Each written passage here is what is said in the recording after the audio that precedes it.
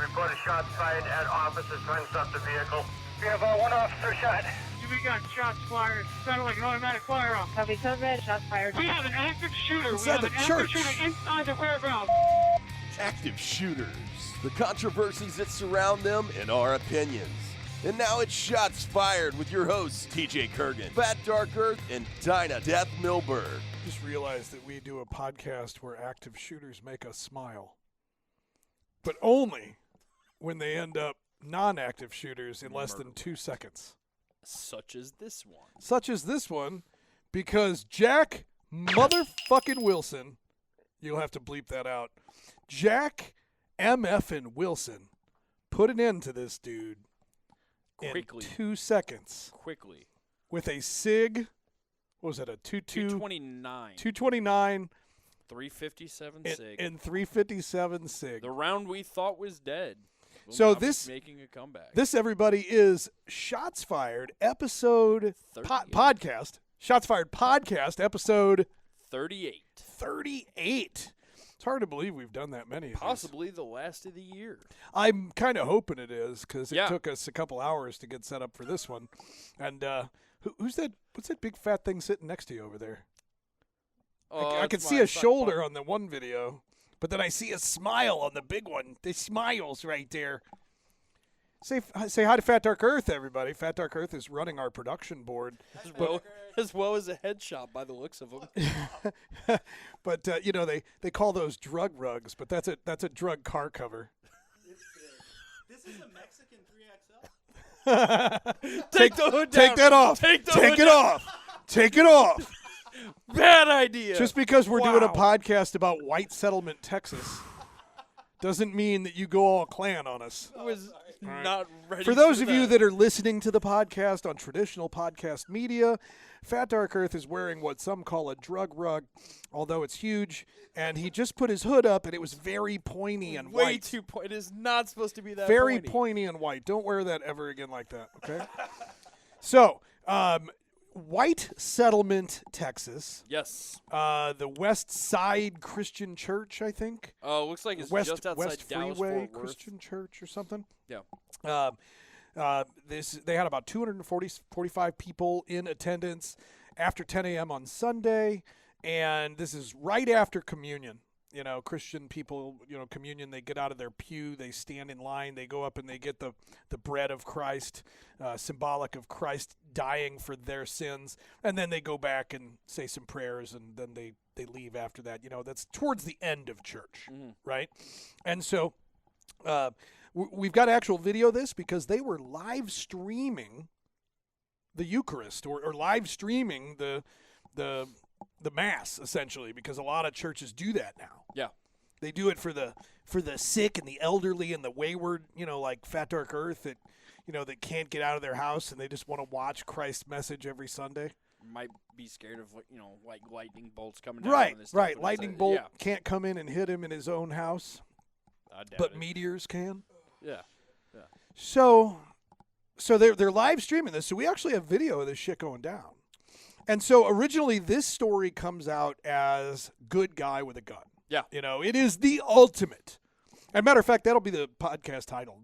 It doesn't get any better than this. The ultimate Good Guy with a Gun story. No, I mean, unfortunately, somebody was shot. Another person two wounded. But, two good guys lost their lives. And for that, we are sorrowful, and we, put our hearts go out to their families. Yeah. But how many more are alive because of this guy's insanely swift reaction time and swift, Man. accurate, violence of action. yeah. In a chaotic situation, he remained calm. So we're going to break it down today because I'll tell you, one of the reasons I do this podcast, I don't know about you, is because, and one of the reasons I started Tactical Shit in the first place is because I enjoy the idea of arming America. Yeah, absolutely. I feel it's my mission to create guys like Jack Wilson, to empower them, to give them the tools, the training, and the knowledge they need, the motivation to seek out the tools, the training, and the knowledge they need to be able to, if the time comes, and today it comes more often than ever, but if the time comes, to be able to step up to that moment. How many times in the past 6 months could a Jack Wilson type of guy completely changed news stories that Oh, have yeah. greatly affected this country. They could have rewrote history for so many families. Yeah. So, full disclosure, it's not just a good guy with a gun story. Jack Wilson, our hero, is also the security team leader for the church. Now, this is a new thing that's fairly big. Yeah. If you belong to a church, your church either has a security team or needs one. Absolutely. There are men in this country that's what they do. They go from church to church to church, establishing essentially fire teams, security teams, working with everybody from the camera room engineers to the actual people at the door to create a safe and secure worshiping environment, whether they're Jewish, Christian, Catholic, it doesn't matter, Muslim, they're whether it's a synagogue, a church, or there was just that stabbing at the Jewish temple Yeah. over the weekend as well, where a guy came in with the knife and stabbed a whole bunch of. he stabbed them all because it's in New York and guns are illegal. Yep. We're going to talk about that particular stabbing at the end of this show because we're going to talk about the fact that was probably the second anti-Semitic racial attack by black men in New York New York or Jersey in the last couple of weeks. Yeah. But anyway, this show is about the hero, Jack Wilson, and his partner, who is also hailed a hero, who unfortunately did not survive the attack. He was the first guy to engage.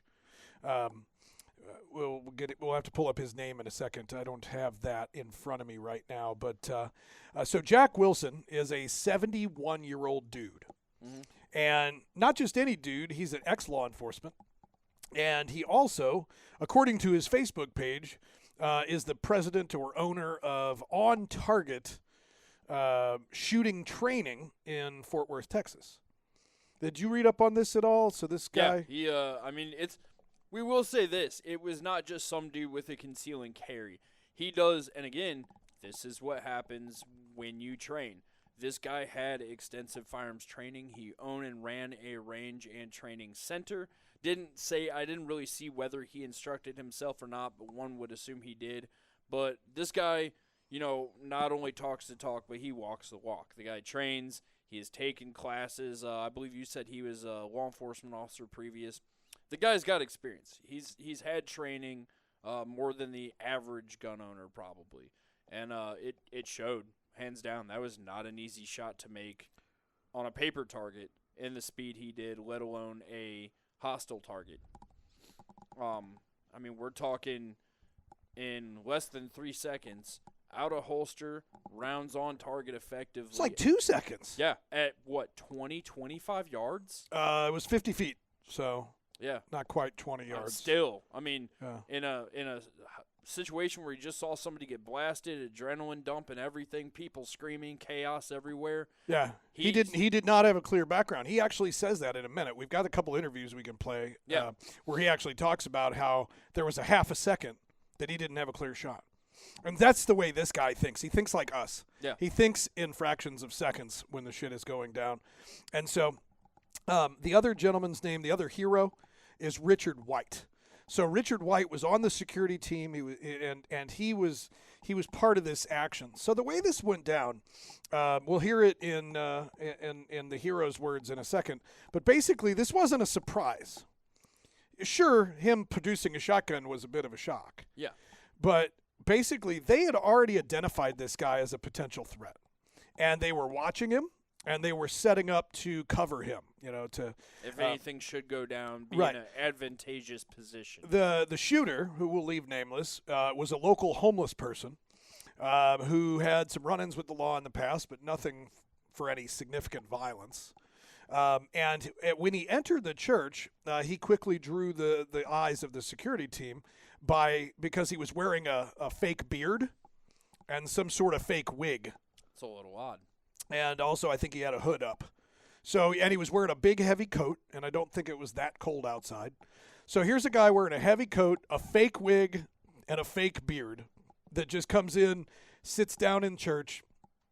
He was sitting about 4 rows to the front, and they put Richard White behind him. Mm-hmm. He was kind of to watch the guy, right?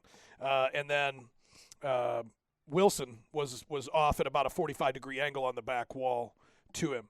So let's actually watch the actual event go down and kind of break it down for you guys. It's rare you get a chance like this where the whole incident itself is on video. Right, and this is the kind of incident we want to break down because we said we like to Monday morning quarterback these things and see what was done right, what was done wrong, and how you can learn from this to be a better protector. So let's go full screen and play this thing. Okay, pause for a second. So the guy that the arrow is pointing at right now, this is our homeless guy with the fake beard. The guy he's talking to is actually one of the guys that just finished delivering Eucharist. The gentleman sitting to the right of the Eucharist deliverer, so over by the K on Leak, he's sitting there with his legs crossed. There you go. That is Richard White. So Richard White has eyes on the threat right now. You can see he's looking directly at him. But so far, a gun has not been produced. Now, thanks to LiveLeak for wanting to put their logo on this video, and they covered up basically the other security team members that are in this video against the back wall. But we'll see those guys in just a second. So let's go ahead and play it through one time full speed. Here comes the shotgun. He's reaching.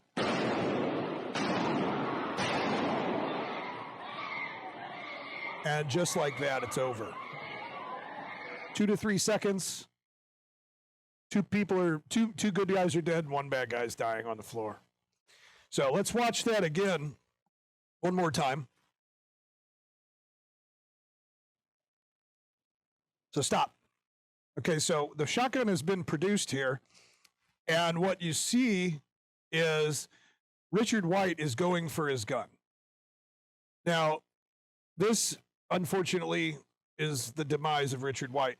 He's got his coat on. The gun is in the small of his back, potentially even under his shirt. He's fumbling with his clothing. He's trying to get it out, and he's trying to draw this gun on a guy that's already leveled a shotgun. Now, the shotgun at that point is aiming at the pastor, I guess, or not the pastor, but the parishioner, I guess would be another word for it. And so He's trying to unholster this gun. He finally gets it unholstered when the bad guy realizes it and ends it. Keep going. Okay, gun is now out of holster and first shot is being fired. Second shot takes out the parishioner.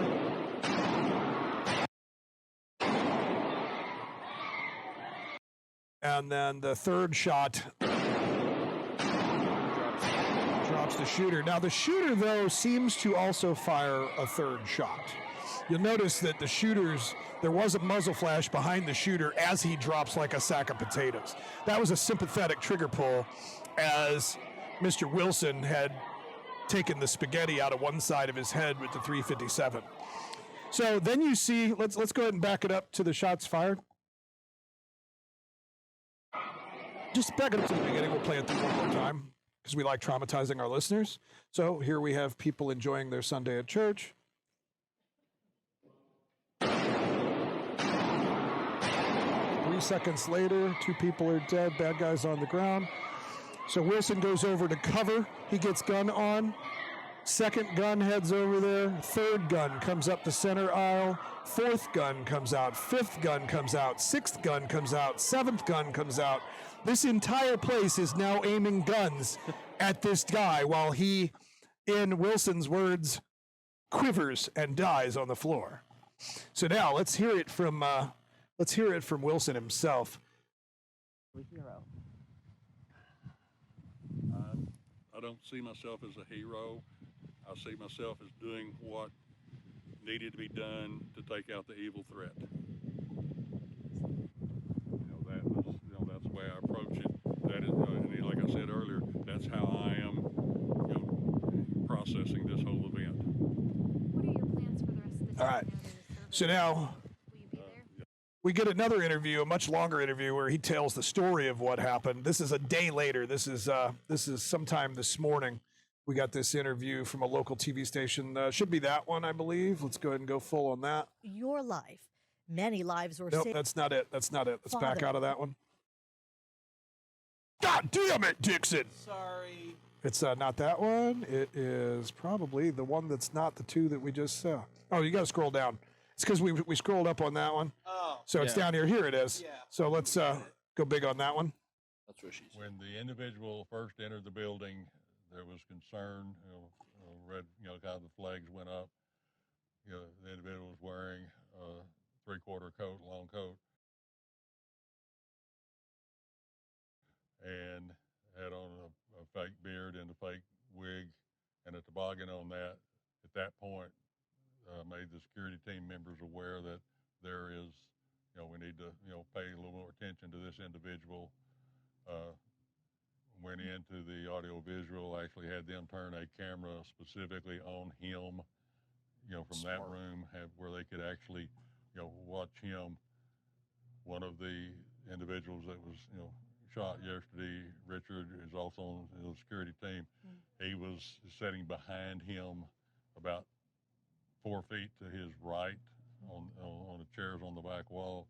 Individual was sitting in the middle of the back pew on the far south side of the building. After I made sure one of the other security team members was, in position outside in the foyer area, I went in and was standing about 10, 12 feet to Richard's right, just standing at the wall watching the individual. I could see the individual's right hand the whole time. Never saw him do a whole lot with his left hand. He had got up, went to the restroom, come back, sat back down. Then he got up on two occasions, talked to Tony, who was serving communion, waiting on him. And then when he sat back down the second time, shortly after that, he stood up, turned, and produced a shotgun. But at that time, Richard and I were both already drawing our weapons. Richard did get his gun out of the holster. He was, I think, able to get a shot off, but it ended up going into the wall. The shooter had turned and shot him, and then shot Tony, and then had started to turn to go towards the front of the auditorium. And at that time, when he first, shot Tony, I didn't have a clear window because I had, members that were jumping, going chaotic, standing up. I had to wait about a half second or a second to get a second shot, to get my shot. I fired one round. The subject went down, and he, was there. I went to, cover him. At that point, I kicked the shotgun back behind me, put it against the wall. It still felt like it was, ammo in it. I don't know how many rounds were in it. I don't know if he had any more ammo in his pockets. I haven't been given that information by law enforcement yet. By that time, when I got over there to cover him, there was 5, maybe 6 other individuals that are on the security team that already had their guns out, drawn on him too. The individual did not make any attempt to get up, and because of his head wound, and he was, he didn't make him. It was just, some quivering, and that was it. Just some quivering, and that was it. And that's how these things should end. Yeah. Just some quivering, and that was it. Why didn't he shoot more than once? He did it literally by the book what he was supposed to. He fired as many rounds as necessary to stop the threat. He fired one round. The dude dropped. Props on him immediately moving towards the shooter to make sure he stayed down. I mean, that was absolutely beautiful.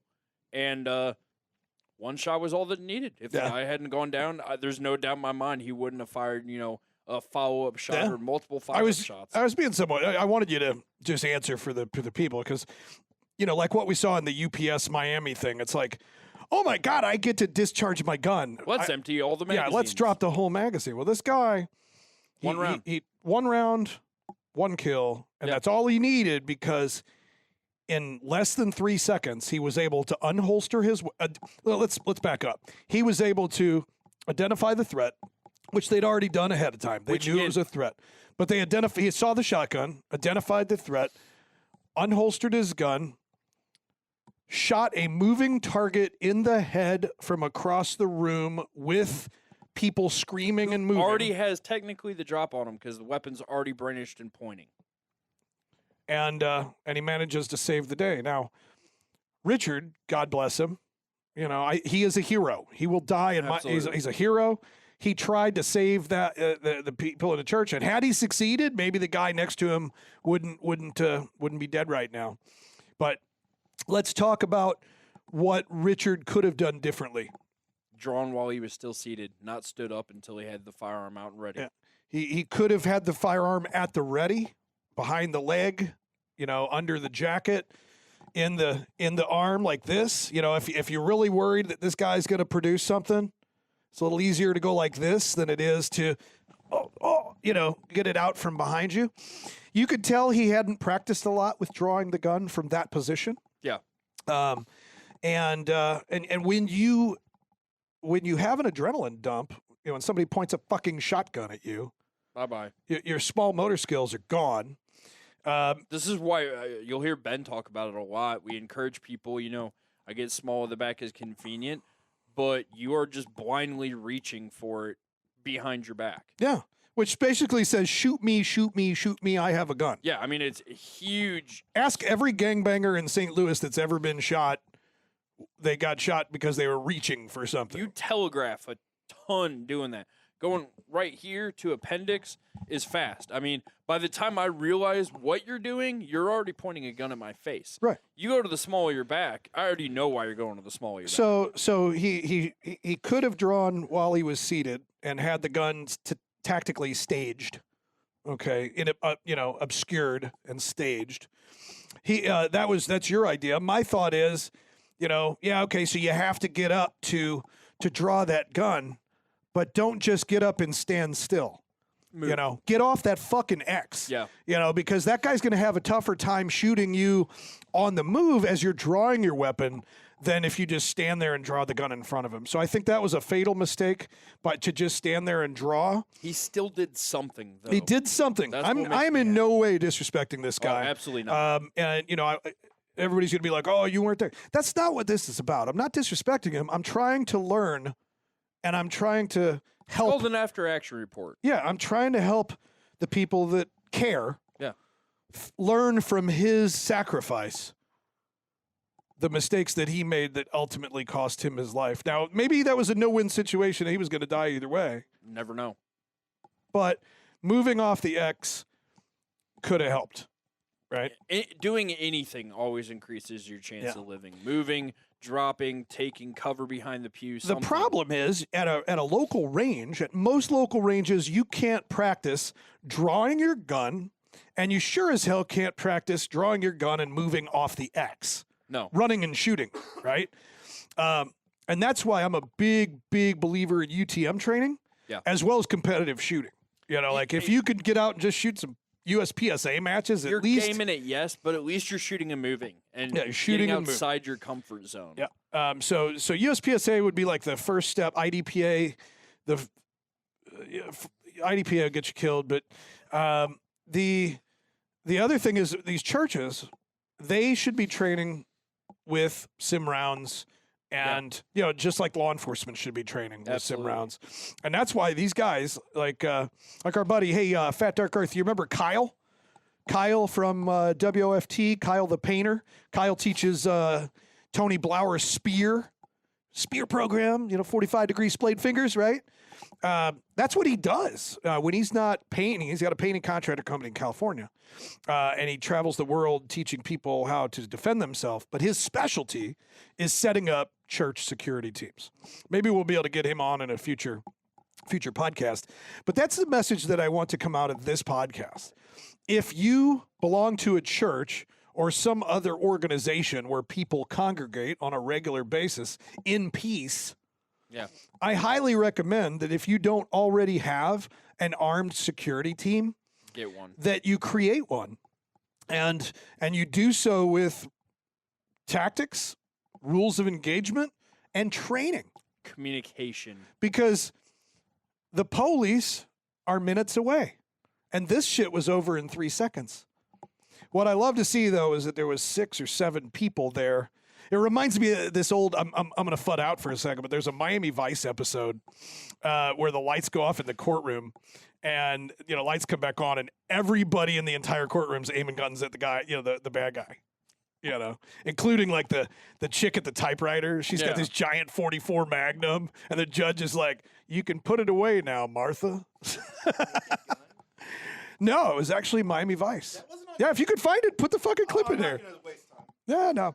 But anyway, so if you have a church or an organization of peace that people gather, reach out to us. We will help you find training, somebody to facilitate the creation of a security team in your market. Yeah. Now, I'm not saying that you just go in and say, okay, I'm the security supreme leader. And, you know, unless you've got some law enforcement background, some sort of training, some sort of tactical training, you don't have to be a veteran or an ex-cop, but it would be good to have some training before you teach and train other people. Yes. The person that heads up this organization, just like this one, should be someone who trains people in firearms, trains people in self-defense. And that's the thing, too. There should be more levels of training to your church security team than just firearms. You know, gun is not the first, thing. Hands are the first thing. I mean, you can get somebody who's disruptive and causes just as much commotion without having a firearm. Yeah. So Imagine if the pastor knew the spear. yeah, well, Being able to take that shotgun out of these. if the pastor was trained on spear when he turned to fire that shotgun, or even, he could have disarmed him. He could have disarmed him. That could have been an option. And but anyway, so it's sad news that 2 innocent people lost their lives. But it is good to see that in America, the liberal news media cannot hide this one. No. I mean, how many people are now alive because the fact that he reacted so quickly and effectively? And how many people are going to go out and buy SIG 357s? It's going to make a comeback now. I'm thinking it might. Wouldn't be shocked. Thinking it might. I think AIM Surplus had a LE trade-in 357 SIG 226s and 229s for like $350. That's a hot little fucking round. Yeah, no, I honestly, It's just expensive. That's why it's what nobody the 40 carried it. wanted to be. It's a fucking fantastic, effective round. It's just like $35 for a box of ammo. Yeah, what's the velocity difference between a 9 and the 357 SIG? Oh, I'm pretty sure it's significant. Not just that, but the bullet grain. It's what the 40 wanted to be. It's isn't it? I mean, I believe it's just a neck down 40. It's a 40 case. That's a 40 with a 9mm Yeah. bullet, basically. And I mean, it's Lot more powder and- Devastating, as we can see. Yeah. It fucking works. Yeah, I mean, headshot at 15, 20 yards is pretty fucking impressive, and obviously worked quite well. Yeah. Especially. I was really worried. Some people said he shot him with an XD, and I was like, oh, fuck. We're never going to hear the end of this one. XDS 45. He knew his grip zone. All right, guys. We want to wish you a Merry Christmas, not a Happy Holidays. And we want to wish you a Happy New Year. And we want to thank you for an excellent year at Tactical Shit. And the Shots Fired podcast will continue into 2020. We're going to try to get more regular. We're a little bit hand-tied, if you will, because, there really needs to be some sort of shooting or something for us to talk about. And that's one of those really weird things. You can't just wish for a shooting. No. You know? However, oh, fuck, we haven't had a podcast. I wish somebody'd shoot somebody. That's not how this works, right? So, and we don't just do a podcast every time there's a shooting in Chicago. What the fuck? otherwise we'd be doing one every 5 minutes. Yeah. But next year is an election year, so I'm sure there is plenty to talk about for that whole shit show, especially before, do a whole other podcast. Are you saying on that this. politics have something to do with the increase in mass shootings in this country? I would most definitely think so, especially Virginia. There's definitely going to be a lot following that. If the Boogaloo starts in Virginia, will we live stream it? I would assume so, yeah. We'll send FD Yeah. down there to... Do they make Hawaiian shirts that big? They Yeah. do? Yeah, no, Fantastic. They do. He has a bunch. I have like Yeah. 5 of them. He's got That's a pretty right, good I've seen 'em. collection. I've seen them. And not to mention shit like, let's see, there's been underground rumors and mentions of Bernie Sanders found his possible running mate. Oh, really? Ocasio or Tez. Oh, that's going to make for content for days. That hurts my brain thinking about That's that. content for days. That's fucking awesome, though. That just to me is fantastic. Yeah. That's one positive outlook on it. Bloomberg's the one that worries me. Oh, honestly, he'd be the worst. I thought, Sanders or Chomo Boy. He's the only fucking non-nut job of the bunch that's got tons of fucking money, and he's running commercials like crazy already. He the other ones want to pass gun legislation, but I don't think they really know anything about guns. Bloomberg seems like he's got this unnatural hatred of firearms. If Bloomberg gets elected, can we call it the Bluegaloo? Ooh. I like it. The Bluegaloo 2020. That has a ring to it. It does have a ring to it. No, if Bloomberg gets in, that's most definitely what will happen. I mean, that's... Yeah. Yeah. Let's hope that doesn't happen. All right, let's thank our sponsors. Why don't you start? Who's your favorite one of them? Adams Arms. Adams Arms. Piston systems. If you're running short barrel, if you're running suppressed, if you're running any AR that's overgassed, or you're sick of fighting with adjustable carriers, adjustable gas blocks, and tweaking stuff and still not quite getting it right, and still, in my case, I run short barrel and suppressed. 200 rounds looks like I've shot 5,000 through it. If you're sick of that and you're sick of cleaning your shit every time you go to the range, Adams Arms for your piston kit needs. Can you imagine having an asshole you never had to wipe? That is the dumbest yet most perfect correlation I've ever heard in my life somehow. And that would be awesome. That's the second cuss word you're going to have to bleep out of this podcast, because in 2020, we are not cussing. Well, we're going to cuss all we want, but every time we cuss, it creates work for Dixon, because in order to not piss off the liberal YouTube gods, we have to clean up our mouths a little bit. So when I say fuck, he's going to have to put a little graphic there that does that, just like that. This is going out like tonight, so I'm not editing this. Oh, fuck. Seriously though, we have to do that now. Yeah. YouTube's Yeah. Yeah, please watch your mouth. Yeah. So anyway, what other sponsors we got? We've got Torque Mag. Torque Mag is if you want to convert your AR-15 to a 1911, you can do that with the Torque Mag magazine conversion kit, and you could run 7-round magazines in your AR-15 PCC up to 10 millimeter. 2 World Wars. Two of them. Clip draw. So if you want to, the best thing to wear, concealed at church when you've got your Sunday duds on, that'd be clip draw, right? Okay, so boomer. clip draw, if you use promo code TacticalSht, and you buy the Kydex trigger sheath, you get like 20% off, free shipping, $5 It's like off. a discount on your discount. It's a discount on a discount plus a BOGO. It's fucking amazing. Tactical Sht's the promo code at clipdraw.com. We've got more sponsors like Wit Machine, who just sent me 3 suppressors. I've got a Dirty 30, I got a 45, and I've got a Canuter, all of which are the smallest, quietest suppressors known to man for the least amount of money. The only thing I'm dreading is I have to go up and do all the fingerprinties and the photographies. And wait, how long did it just take to get your suppressor back? I submitted November 9th of 2018, and I got the call from Ultimate that I could pick my suppressor up on December 23rd of this year.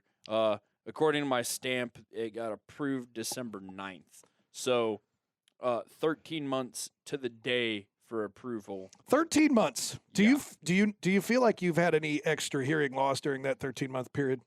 What? Exactly. I will say this.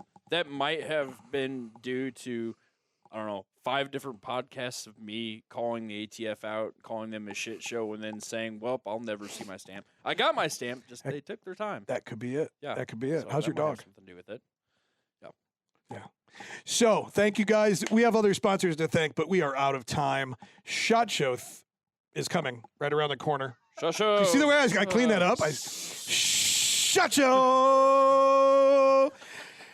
We will be my live life. from SHOT Show. Are we live streaming this year? Yeah. You've got the equipment so that we can live stream from the Oh, floor? Shit, that's a No. bad. I thought was we were gonna doing s- that. Oh, we can try.